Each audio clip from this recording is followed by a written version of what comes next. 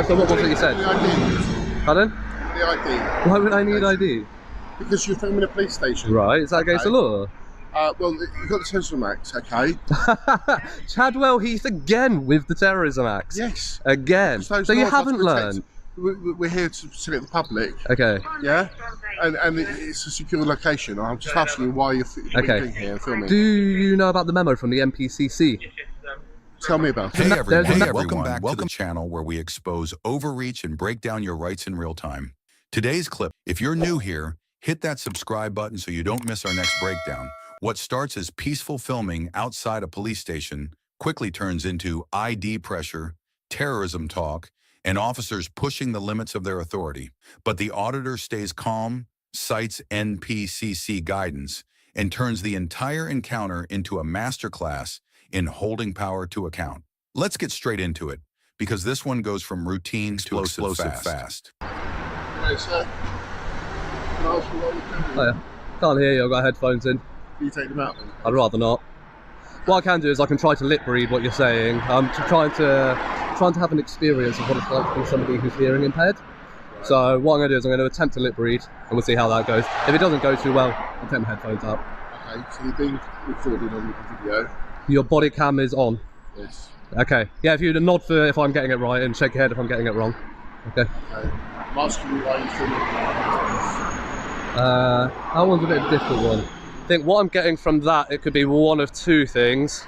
The first one might be, I'm a reasonable person who knows that you're a man with a camera and there's nothing illegal that you're doing, so therefore I'm going to disengage rather than embarrass myself further. The second one that it might have been would be, I'm a paranoid android. I'm a paranoid android who thinks that a camera is a security concern. So again, I can't hear you, so you carry on talking. I'm just going to carry on anyway. So yeah, the other one might be I'm a paranoid android who thinks the camera is a security concern. So I'm going to impose my perceived right of authority. My perceived authority, even though I have no right or authority to do so, and potentially abuse my powers and embarrass my force. Are you filming? That's the two that I think it might have been. Was I right? Are you filming? Do you want to shake your head or not? Because I don't know. Well, we have a two-way conversation here. Yeah. Yeah? No, did I not get that right? No? No? Okay. Okay. So what was it you said? The ID. Pardon? The ID. Why would I need ID? Because you're filming a police station. Right, is that against the law? Well, you've got the Terrorism Act, okay? Chadwell Heath again with the Terrorism Act. Yes. Again. So you haven't learned. We're here to protect the public. Okay. Yeah? And it's a secure location. I'm just asking you why you're okay. That exchange reveals everything about this encounter. The officer shifted from vague questioning to invoking the Terrorism Act around a police station and secure location, trying to reframe ordinary filming as danger. But the auditor stayed calm, mocking, and unafraid, even calling out the camera. The pressure point was obvious. Notice how the auditor used humor as a control tool. By pretending to lip read and offering the officers two unflattering explanations, he exposed the weakness in their position without raising his voice. You can almost feel the officers searching for authority once the legal basis started collapsing. The moment terrorism got dragged into a man with a camera encounter, the script overplayed its hand. That is intimidation collapsing under scrutiny. Legal clarity works like armor. When you know the threshold for police powers, vague suspicion loses its force. Study the rules, stay measured, and make authority justify itself. Did you know Section 43 needs genuine terrorism suspicion? Or would that secure location language have made you comply? Do you know about the memo from the NPCC? Tell me about it. There's a memo from the NPCC dated December 2021, so not long ago. It was issued to every single police force, and it should have been read by every single member of police staff. It states about what I'm doing here, publicly recording a police station. It clearly states in that memo that what you're referring to with the Terrorism Act and hostile reconnaissance, hostile reconnaissance in its very nature is covert. In its very nature, and that's from the National Police Chiefs Council. So, if you want to carry on with the Terrorism Act, I'll be happy to oblige. You can detain me, you can search me, and we'll go down that route. But I would suggest you stop embarrassing yourself at this point. Why would I do that? Because at the end of the day, you're going to be the one that ends up detaining me under false reasons. You have to have reasonable suspicion under the Terrorism Act. You'd be hostile reconnaissance. Again, read the memo from the NPCC. You can bring it up on your phone. I'll wait here while you read it. Read the memo from NPCC, and you'll see in there that they state, by its very nature, hostile reconnaissance is covert. And that's advice from your National Police Chiefs Council. So if you'd like to carry on down that route, we'll go down that route. What's your name? I'm not going to give you the name. No. 2204T. And yourself?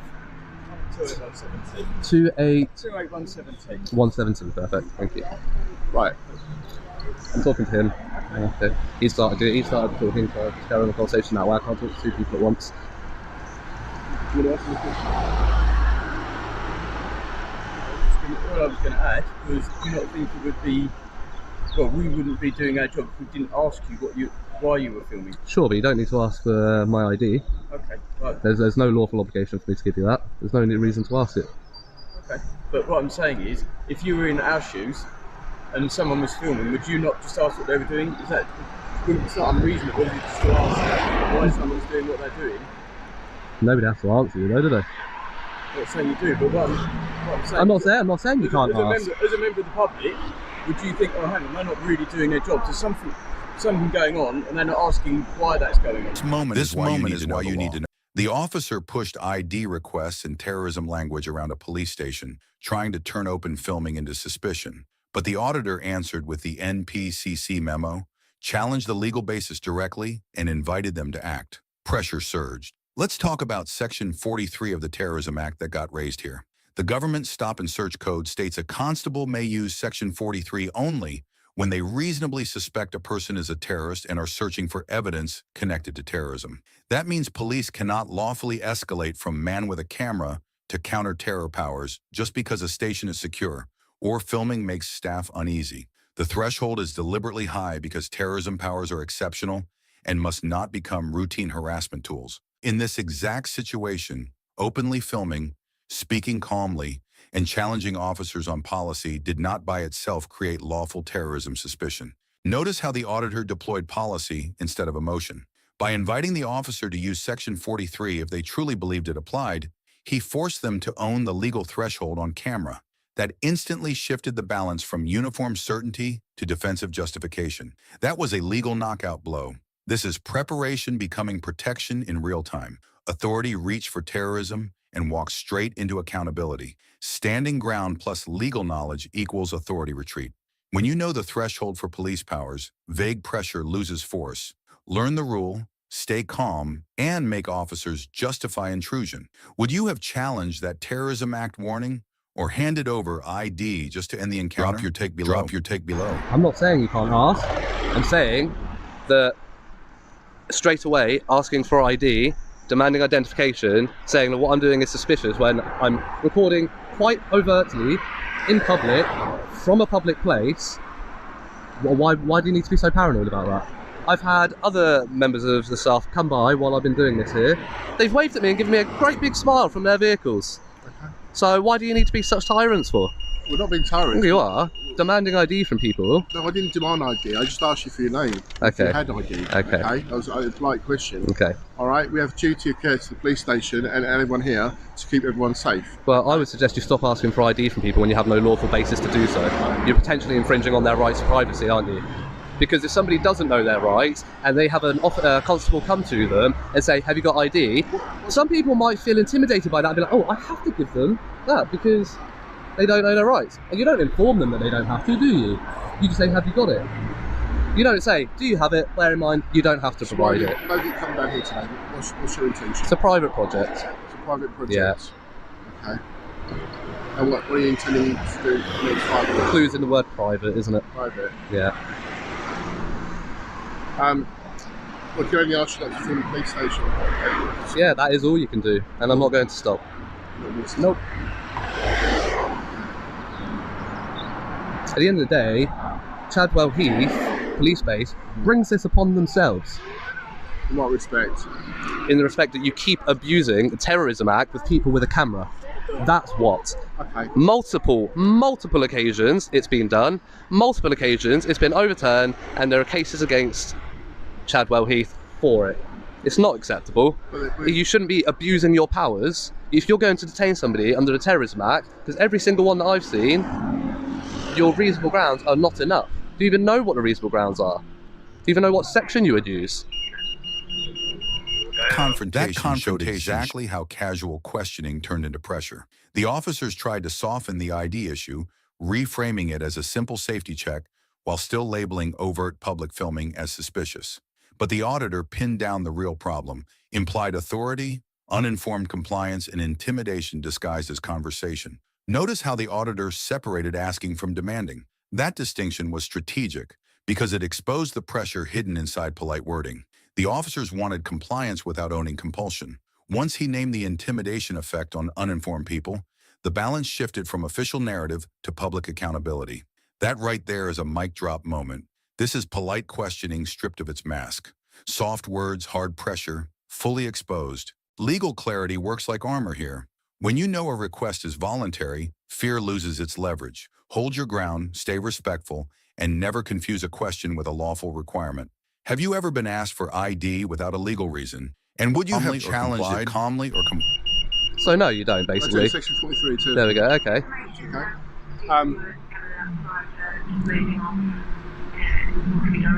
Right.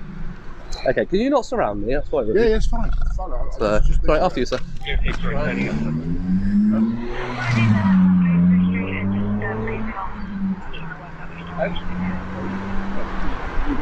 You're going to carry on doing your little project, aren't you? So Yeah, 100%. we've spoken with you. Yeah. Next time, don't threaten people with the Terrorism Act when you have no grounds for it.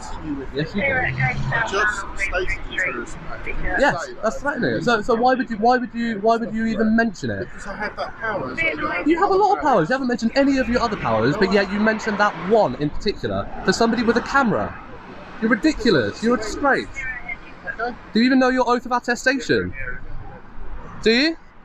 So that's what gives you your powers of constable. If you don't know it, how can you discharge your powers appropriately? Do you know your oath? Do you know at least the main points of it if you don't know it verbatim? You're going to carry on, we're going to carry on. So that's a no on your oath then? I'm just not going to answer the question. Yeah, so it's a no on your oath. Did either of you turn on your body cameras? I've just turned it off. Okay, so why did you not notify me that you turned it on? That's in your policy.